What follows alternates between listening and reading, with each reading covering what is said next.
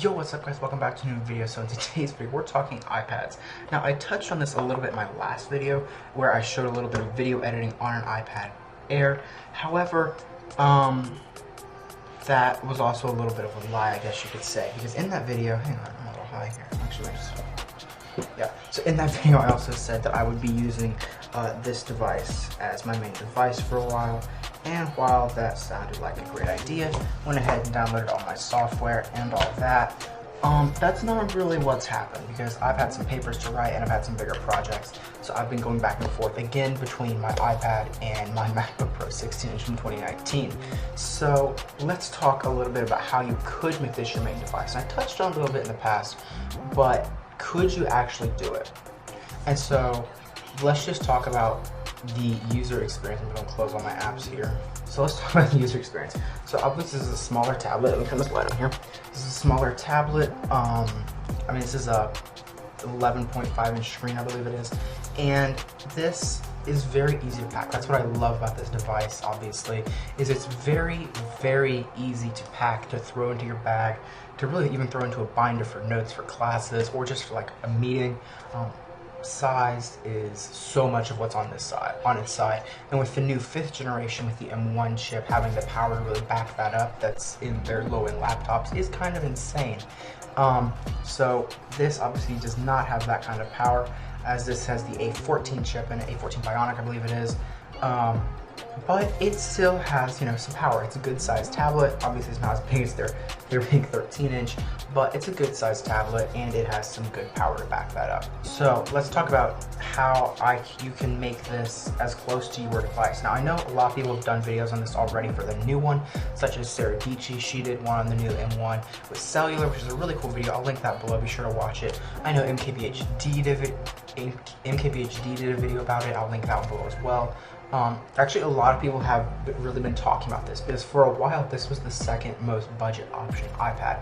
We had the normal iPad for $329, and then we had this for $499.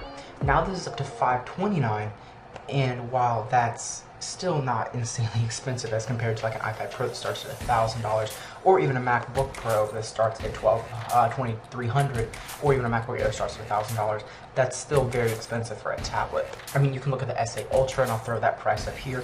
Again, that's an insane computer, and that actually has Samsung DeX, which I'm not going to go into, which is really cool. I should probably do a video about Samsung DeX. But that gives you a lot more like the PC experience on a tablet. The iPad, especially with the inclusion of iPadOS these days, has really made it a lot more powerful and friendly. You're getting a lot more pro apps, I guess you could call it, as opposed to like phone apps. And so one topic that comes to mind is video and picture editing. So I know in the past, like on phones, we had Lightroom Mobile, and for a while that was all we had on the iPad. However, now we have official Lightroom for iPad. That's what it's called. It's free, and it is like actually Lightroom. I'm going to pull that up for you here. So this is a Lightroom Photoshop. We can just open an image, and we have all the normal settings and all that, which is amazing. So they've really added a lot more pro apps. A lot of this stuff is upgraded to more the desktop experience. I know Pages, for one, while it is still a mobile app, it looks a lot more like the actual computer app, and the user experience of it is as well. I know a lot of actually social media apps have, these are just iPad apps, but at the same time, the iPadOS does actually take it and magnify it and use it better. So for iPadOS, Twitter spans the entire thing. This is just like normal mobile stuff. That would actually change with like a Plus device, like the iPhone 13 Pro Max or something like that we've seen since the iPhone 7 Plus, where apps would horizontally change and you would get a different viewing experience, such as messages. Now, photo editing is one thing. Video is a little bit harder on an iPad. I know we have like powerful chips now, but having software to back that up is very difficult. The best one we have right now is LumaFusion, and while I've not actually used it extensively, I did purchase it a couple weekends ago, and so we have LumaFusion here. Not sponsored, but this is about as pro of a option you're going to get on an iPad right now. I'll do a full review talking about LumaFusion in the future. A free option, if you want, would be something like Adobe Premiere Rush, which is fine, but I'm thinking you're going to get a lot more of the pro areas with something like LumaFusion. Again, I'll do a review on that in the future. Let's talk battery, because when you have something like an actual MacBook Pro, its battery is very good unless you're doing video editing, because it has so much more room for a big battery. Now, I know that's something that a lot of people worry about with small devices, and while this is not the cellular variant, I know that one does drain battery fairly quickly, as you can actually see in Sara Dietschy's video. Again, linked below the like button and subscribe button. So hit those while you're down there. It's easy and free to do it. So having cellular on something like this is amazing, I will agree, because it's a bigger screen with a lot more pro apps, and instead of having to hook it up to a hotspot, it's just built in. You never have to worry about data, so you can, well, changing your data source and all that, so that is very nice, I will agree. One thing that the iPad Air does not have that the iPad Pro does have is 4 speakers. It just has 2, while it does have the 4 greats. I know you can see them here. We have one here, one here, one here, one here. It is just these bottom 2 that are the firing speakers. The audio is fine, it's nothing insane, nothing to write home about. Again, back on battery life, this has okay standby time. I have not noticed it. I know a couple of people have talked about if you leave it unplugged and your Apple Pencil just sitting on top, that it will drain your battery significantly because it's constantly powering that, I guess. Not 100% sure. Again, I have not experienced that. I need to look into that before I actually give a full proclamation of how much that actually drains your battery. I will do that in the next couple of days and post on probably Twitter or Instagram, just talking about how that is affecting battery life. Let's talk about actually using this. So I mean, obviously this is an entire touchscreen tablet. I mean, that's kind of what a tablet is.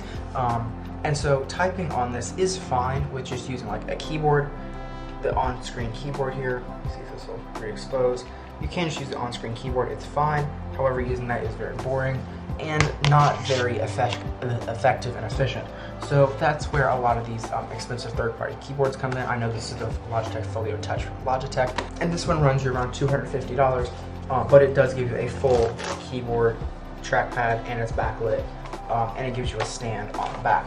This is a cheaper option, actually, not from Apple. Apple does make one that's $300 for the, $260 for the small one, and $300 for the 13-inch iPads. And that is a floating Magic Keyboard. You've probably seen some of those all over the internet. I'll throw up an image here. Those are very nice. I've used them. They're very clicky.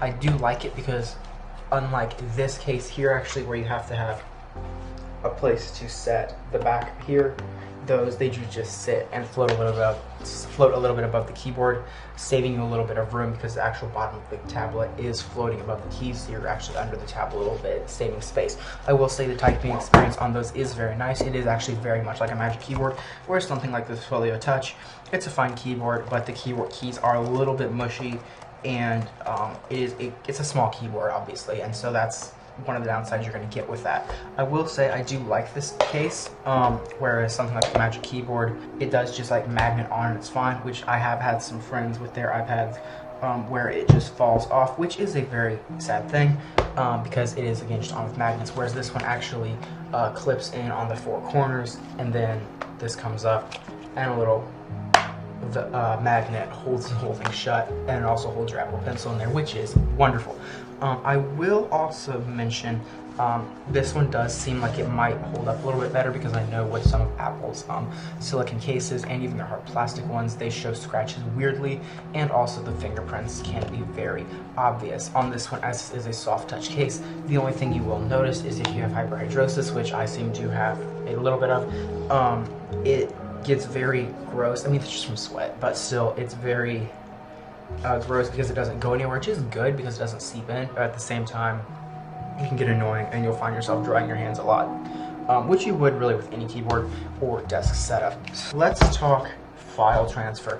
Now, this does not have a Thunderbolt port like the new iPad Pros do, which started with the iPad Pro M1, so you can connect it to a Thunderbolt display and get that full screen resolution. Like the Pro Display XDR, yes, the iPad Pros can push a 6K resolution. This one cannot. It does the mirrored display, just about twice as big. So if I have a monitor, it'll be this display, but just that big. So double wide. The resolution's fine. It's grainy. If you're doing something like video editing, have it connected to a monitor and using it as your display, it will be very grainy. You'll be able to count the pixels 1, 2, 3, but it is fine as far as hooking it up to an external display. I will say with file transfer, since this does not have Thunderbolt, it does take a while. It's just plain USB-C, so I believe that's USB 3, maybe 2.5. I think it's 3, USB 3. And so you do have those USB 3 speeds, which are not anything to write home about again, but it works, it's fine, and it seems to know what it's doing perfectly fine there. Let's talk about a little bit of unlocking, because I keep unlocking this tablet. It has a fingerprint reader, which I think is great, because so you just push it, hold it, and it will unlock your thing. I will say actually one thing I found interesting that I noticed actually in Sara Dietschy's video, because I did not know this about the new iPad Air, is that the volume buttons change orientation when the tablet changes orientation. I did not notice about this one, but obviously when you hit the top volume button, the volume goes up. When you hit the down volume button, the volume goes down. Apparently with the new iPad Air, if this is something you even care about, probably not, that orientation switches when you put it in landscape mode. So on the new ones, this makes the volume go down, and this makes the volume go up. However, on this generation of iPad, that does not change. A little bit about display. The display is fine. Obviously, it's not promotion. Obviously, it is not a mini LED display, but that's fine. As you can see, mine is completely shattered, which is a sad state of affairs. I don't know if you can see that there. Yeah, right over there in the today view right here, that huge thing right there. Yeah, mine was shattered, which is very sad. Yeah, so we will actually get into a lot more of like the productivity apps and the actual using of this in the next video. So thank you so much for watching this video. I'll catch you guys in the next video. Yeah, let me know what you want to see me use on this tablet and kind of give a review about it. I'll be doing some document writing, as I have a couple papers to write, some photo editing, and that kind of stuff. I'll probably do a day in the life video coming up, actually, I'll probably record it on Monday or Tuesday, which will be really fun. I can't wait to start doing those again, as those were very fun. Yeah, and I will just take this along with me as my main device, starting at 4 a.m. and going forward, and we'll just see how it goes. Obviously, I'm going to be taking a battery pack, because nothing can actually make it an entire day without charging, sadly. Except for my Apple Watch, but you know what, that's probably for another day. So I'll catch you guys in the next video. Thank you so much for watching. Again, if you liked it, be sure to hit that like button, subscribe button, ring that bell for notifications, follow me on all my social media, links are below: Twitter, Instagram, TikTok, Facebook, 500 pics, you know the spiel, they're all down there. Yeah, and I will catch you guys in the next video. Take it easy, fam. Peace.